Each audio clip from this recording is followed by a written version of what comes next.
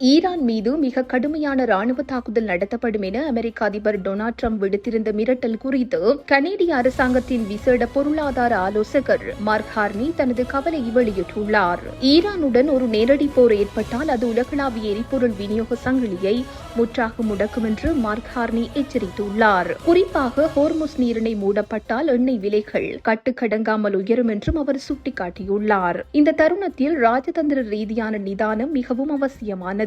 ஒரு தவறான ராணுவ நகர்வு பல தசாப்த கால உலக பொருளாதார வளர்ச்சியை பின்னுக்கு தள்ளிவிடும் என்றும் அவர் ஒட்டாவாவில் செய்தியாளர்களிடம் தெரிவித்தார். கனடா போன்ற நாடுகள் இத்தகைய மோதல்களால் ஏற்படும் பணவீக்கத்தை எதிர்கொள்வது கடினம் என்றும் அமைதி பேச்சுவார்த்தைகளுக்கே முன்னுரிமை அளிக்க வேண்டும் என்றும் வலியுறுத்தியுள்ளார். அதிபர் ட்ரம்ப் விதித்த காலக்கெடு முடிவடைவதற்கு சில நிமிடங்களுக்கு முன்னதாக பாகிஸ்தானின் மத்தியஸ்தால் போர் நிறுத்தம் எட்டப்பட்டுள்ளது.